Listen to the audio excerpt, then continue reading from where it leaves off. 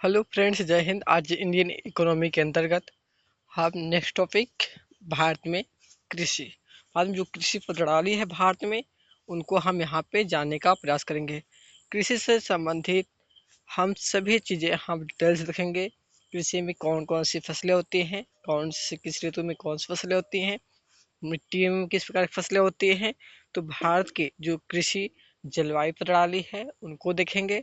तो आप लोग वीडियो को कंटिन्यू इन तक देखने का प्रयास करिए। काफ़ी शानदार वीडियो रहने वाली है। यह एग्जाम की दृष्टि से एवं जानकारी की दृष्टि से भी काफ़ी महत्वपूर्ण है। आम नागरिक होने के नाते भी इस चीज़ की जानकारी होनी चाहिए। हमने जितने भी वीडियो बनाए हैं, चाहे इकोनॉमी हो चाहे राजस्व हो, चाहे वो सभी के लिए से जानकारी की दृष्टि से इम्पोर्टेंट है। एक तो एग्जाम के लिए वेरी इंपॉर्टेंट है। तो आप लोग वीडियो को कंटिन्यू एंड तक एक बार देखने का प्रयास कीजिएगा। अगर चैनल पर नए हैं तो सब्सक्राइब करिएगा, अपने दोस्तों को ज़्यादा से ज़्यादा शेयर करिएगा। अगर आपको वीडियो पसंद आते हैं तो वीडियो को लाइक करिएगा और आपका कमेंट कर दीजिएगा अगर वीडियो पसंद आती है। और आपका कोई भी क्यूरी हो तो आप कमेंट कर सकते हैं, जिससे हमें पता लग सके कि आप लोग क्या पसंद करते हैं, आप लोगों को क्या चीज़ें समझ नहीं आ रही, उसको अच्छे से समझाने का प्रयास किया जाएगा। तो देखते हैं भारत में कृषि सिस्टम क्या है। भारत में कृषि, तो भारत को देखिए पहले से ही एक कृषि प्रधान देश माना गया है। जो भारत में कुल श्रम शक्ति है उसका 54% क्या है, कृषि रोजगार क्षेत्र पर निर्भर था। पहले हमारे देश में क्या है, कृषि काफ़ी मात्रा में की जाती थी। पहले उद्योग धंधे उतने कम थे तो सब लोग क्या है कृषि पे ज़्यादा डिपेंडेंट थे, लेकिन अब धीरे धीरे वो कृषि से हटकर कुछ उद्योग धंधों पर भी डिपेंडेंट हो रहे हैं। लेकिन फिर भी अभी भी कृषि पे काफ़ी मात्रा निर्भर करती है। भारत में कुल 15 कृषि जलवायु प्रदेश पाए जाते हैं। कितने, तो यहाँ पे 15 हो जाएंगे। और कुल श्रम शक्ति का 54% भाग क्या है, कृषि पर निर्भर है। हर पौधा एक विशिष्ट जलवायु में ही अपना विकास कर सकता है। तो यही कारण के भारत में 3 प्रकार की फसल ऋतु में पाई जाती है। एक आता है हमारा सर्दी का, एक गर्मी एंड एक बरसात। ये 3 होते हैं। शीतकालीन हो गया, ग्रीष्मकालीन एंड वर्षाकालीन, 3 हो गया। और तीनों ऋतुओं के हिसाब से फसल अलग अलग होती हैं। इसमें आता है हमारा खरीफ फसल। तो खरीफ फसल के बारे में देख लेते हैं। खरीफ फसल मुख्यतः मानसून काल की फसल है। मानसून काल की फसल है। यह क्या है, मानसून जो हमारी कब आती है, तो जून में आती है, 15 जून के लगभग। और 3-4 मंथ तक रहती है, अक्टूबर तक, जून से अक्टूबर तक करीब। तो इस महीने में जो हमारी फसलें बोई जाती है वह खरीफ फसल के अंतर्गत आएगी। तो खरीफ फसल के अंतर्गत हमारी आती है धान आ जाती है, ज्वार, बाजरा, मक्का, ये सब खाद्यान्न हो जाते हैं। और इसके अंतर्गत मूंग भी होती है, गर्मी में बोई जाती है। मूंग, उड़द, सोयाबीन, लोबिया, ये सब क्या है, दलहन है। देखिए एक अरहर अरहर होता है, ये जो कि खरीफ में तो बोई जाती है, लेकिन इसका कटाई कब होता है, तो रबी आ जाती है। जब गेहूं कटनी होती है तो उस टाइम ये आ जाती है। तो रबी की फसल में तो ये काफ़ी लंबा टाइम अरहर का चलता है। सोयाबीन, मूंगफली, सूरजमुखी, तिल, अंडी, कपास, तंबाकू, ये भी तिलहन है। ये सब क्या भी खरीफ की फसलें हैं। जून और जुलाई के लमसम में इसको लगाया जाता है। सोयाबीन दलहन एवं तिलहन दोनों के सड़ेते हैं। सोयाबीन का क्या है, हम दलहन के रूप में उपयोग करते हैं और तिलहन के रूप में। रबी की फसलें देखते हैं तो यह क्या है, शीतकालीन, यह शीत ऋतु की फसल है। इसमें यह अक्टूबर नवंबर में बोया जाता है और अप्रैल मई के लगभग में काट लिया जाता है इसको। इसमें खाद्यान्न में इसके अंदर गेहूं और जौ आते हैं। दलहन में मटर, चना, अरहर, मसूर, ये सब कटते हैं। तिलहन में सरसों होता है। नकदी फसल में हमारा गन्ना, बरसी, मवेशियों का जो चारा होता है, नकदी फसलें हैं, ये सब लगाई जाती है हमारा रबी के अंतर्गत। जायद फसल है। जायद फसल क्या है, रबी और खरीफ के बीच के जो मौसम है उसमें लगाया जाता है। ग्रीष्म ऋतु की फसल यह है। पानी की कमी तथा आर्द्रता की कमी हो जाती है, जिसके कारण ऐसी फसलें उगती हैं जो अपने अंदर लंबे समय तक क्या है, नमी का को धारण करते हैं। इसमें हमारा खरबूज, तरबूज, खीरा, ककड़ी, मूंग, उड़द, ये सब आते हैं। अतः मूंग और उड़द खरीफ एवं जायद दोनों के फसलें हैं। मूंग और उड़द खरीफ में होते हैं और जायद में होते हैं। कंटूर कृषि या समोच्च कृषि, समोच्च अर्थात क्या होता है, समान ऊंचाई।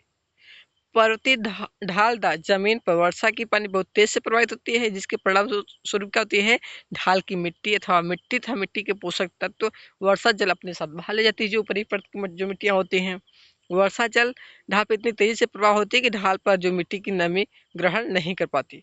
वो क्या है, वो ढलान के कारण पानी के साथ जो मिट्टियां होती है बह जाती है और वो अपना नमी नहीं सोख पाती है, क्योंकि पानी बह जाती है। इस समस्या से निदान पाने के लिए कंटूर कृषि या समोच्च कृषि का विकास किया, जिसके तहत पहाड़ी ढालों को काट कर सीढ़ी नुमा खेत बना दिया गया, जिसके कारण वर्षा जल धीरे धीरे प्रवाहित होता है तथा सीढ़ियों का मेड़ बना दिया जाता है, जिससे वर्षा जल का ठहराव होता है, जैसे मिट्टी नमी ढाल कर लेता है। ऐसी कृषि के तहत एक सीढ़ी पर एक तिरछी की फसल उगाई जाती है, यानी कि जो ढलान वाली खेत होती है पहाड़ी क्षेत्रीय, वहाँ पे हम सीढ़ी नुमा खेत बनाते हैं और जो हमारी फसलें होती है वो तिरछी नुमा में होती है, सीधे डायरेक्ट ढलान पे नहीं होती है, तिरछी होती है, तो पानी क्या है धीरे धीरे सोखती हुई तब जाके नीचे जाती है। तो इस ये क्या होती है, हमारी समोच्च कृषि होती है, समान ऊंचाई वाली होती है।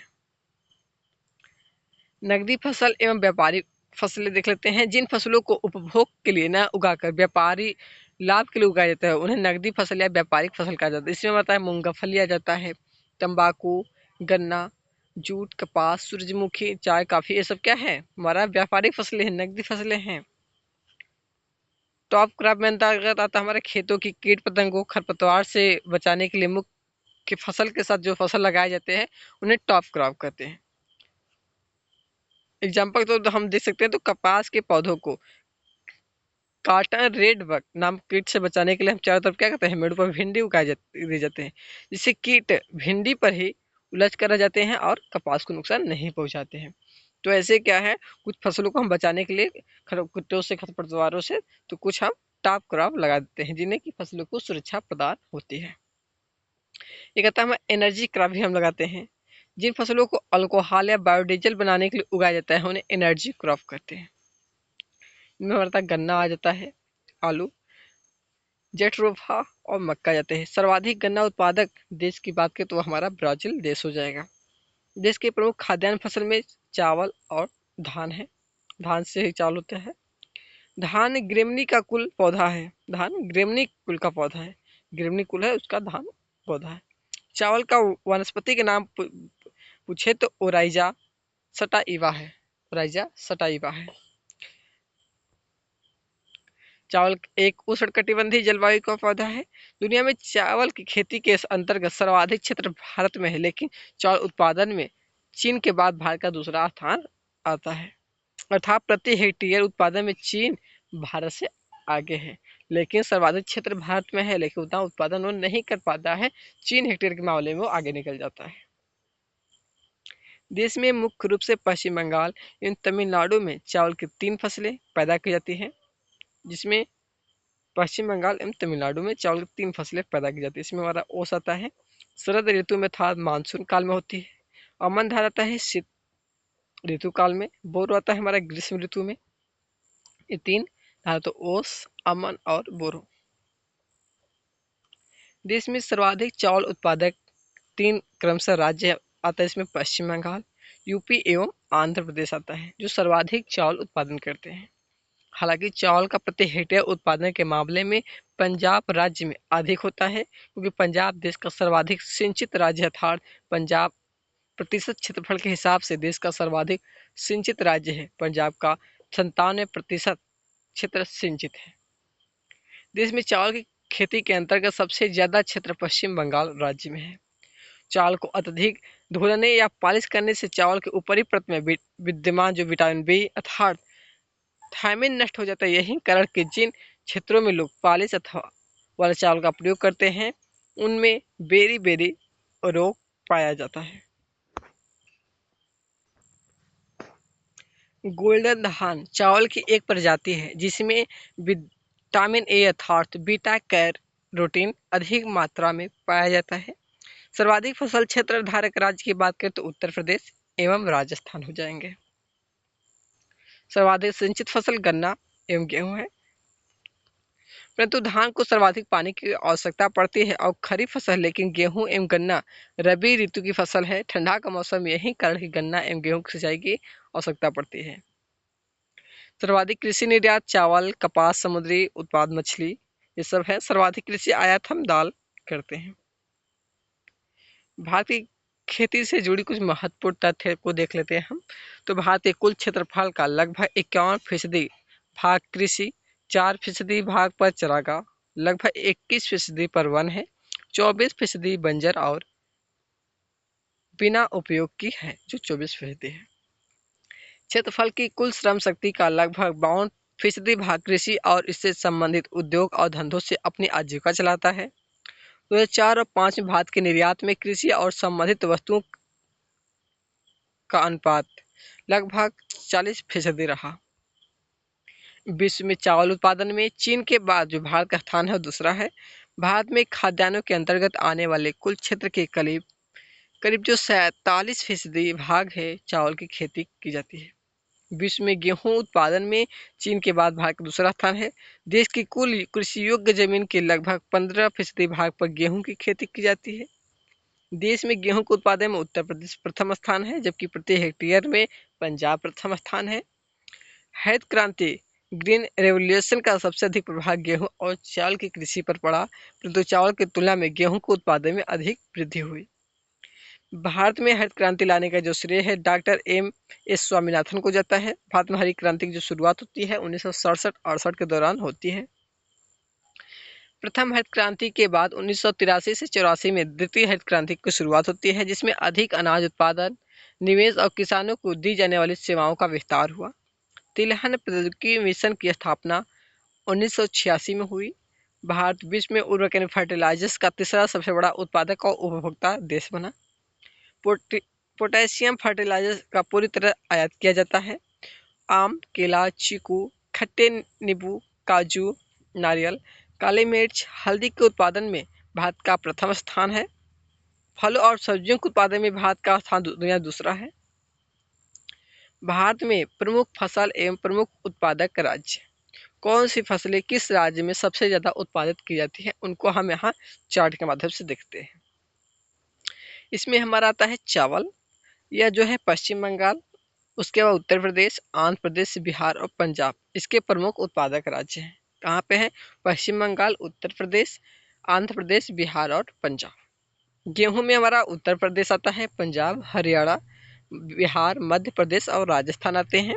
ज्वार उत्पादन में महाराष्ट्र, कर्नाटक, कर्नाटक, मध्य प्रदेश और राजस्थान हो गए। बाजरा में गुजरात, राजस्थान और उत्तर प्रदेश। दलहन के मामले में मध्य प्रदेश पहला स्थान है, उत्तर प्रदेश, हरियाणा, पंजाब, राजस्थान, बिहार, पश्चिम बंगाल, गुजरात और आंध्र प्रदेश हो जाएंगे।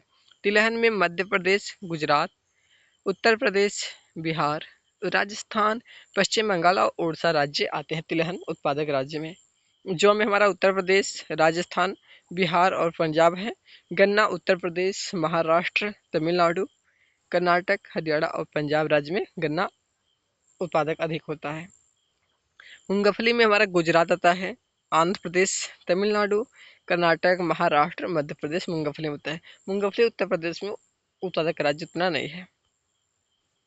चाय में हमारा असम आता है, पश्चिम बंगाल, तमिलनाडु, केरल, त्रिपुरा, कर्नाटक और हिमाचल प्रदेश। कहवा में हमारा कर्नाटक, तमिलनाडु, केरल, आंध्र प्रदेश और महाराष्ट्र राज्य आते हैं। कपास उत्पादक राज्य की बात करें तो यहाँ पे महाराष्ट्र हो जाएंगे, गुजरात, मध्य प्रदेश, पंजाब, कर्नाटक, हरियाणा, राजस्थान, तमिलनाडु और आंध्र प्रदेश हो जाएंगे। रबर उत्पादक राज्य की बात करें तो केरल, तमिलनाडु, कर्नाटक, असम, अंडमान निकोबार द्वीप समूह में रबर उत्पादक होता है। पटसन उत्पादन में पश्चिम बंगाल है, बिहार, असम, उड़ीसा और उत्तर प्रदेश। तंबाकू उत्पादन में आंध्र प्रदेश, गुजरात, बिहार, उत्तर प्रदेश, महाराष्ट्र, पश्चिम बंगाल और तमिलनाडु तंबाकू उत्पादन में। काली मिर्च में हमारा केरल आ जाता है, कर्नाटक, तमिलनाडु और पुडुचेरी। हल्दी में उत्पादन में आंध्र प्रदेश, उड़ीसा, तमिलनाडु, महाराष्ट्र और बिहार। काजू उत्पादन में केरल, महाराष्ट्र और आंध्र प्रदेश। तो फ्रेंड्स, आज हमने देख लिया भारत में कृषि और फसलें किस ऋतु में कौन सी फसलें होती हैं और कौन से राज्य में कौन सी फसलें मुख्य रूप से उपजाई जाती हैं, इन सभी को हमने यहाँ पे डिटेल से जानने का प्रयास किया। आप लोग एक दो बार वीडियो को अवश्य देखिएगा, रिवीजन अच्छे प्रकार से हो जाएगी, एग्जाम की दृष्टि से काफ़ी महत्वपूर्ण है। अगर चैनल पर नया है चैनल सब्सक्राइब करिएगा। अगर आपको वीडियो पसंद आती है तो वीडियो को लाइक करिएगा, अपने दोस्तों को ज़्यादा से ज़्यादा शेयर करिएगा। आपका कोई भी क्यूरी अगर हो तो कमेंट कर सकते हैं। Okay thanks. फिर नेक्स्ट वीडियो के साथ मिलते हैं। आज के लिए इतना ही। Okay thanks.